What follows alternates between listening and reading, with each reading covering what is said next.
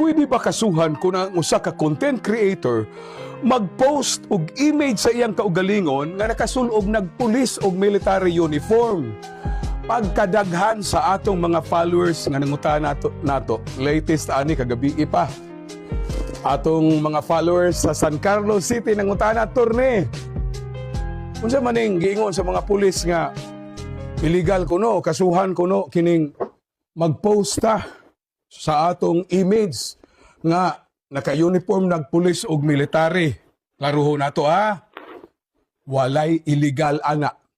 Walay balaod na supak ana. The mere creating or posting an AI-generated image of ourselves wearing military or police uniform is not a crime.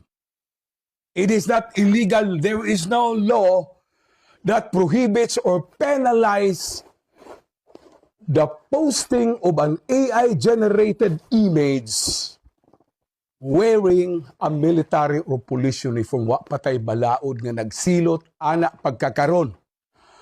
Ang Article 179 sa Revised Penal Code nagsilot na sa pagsulob o military o police uniform aron malingla ang publiko.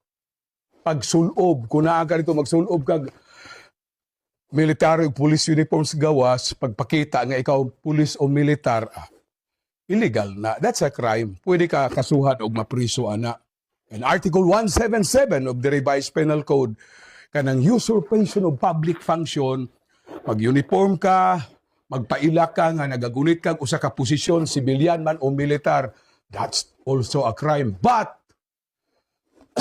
the AI generation of an image of a content creator nga nagasulob og police or military uniform, wala pay balaod ana. And there is no crime where there is no law punishing it. Maghimo pa tagalig balaod ang Kongreso ana. Pero pagkakaron, mga content creator ay mong kabalisa og in town, mga pulis,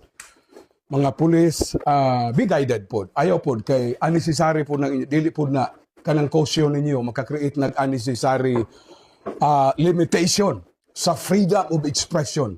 For fun raman na, lingaw-lingaw raman na. Kaning atong mga content creator, mga tanawar ko ninyo, mga abogado, mga professional, nag-post og AI-generated image na sila nagsulob og military uniform, police uniform.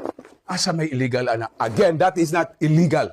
And there is no law that punishes the posting of an AI-generated image na naka-military or police uniform. Because legal information is power.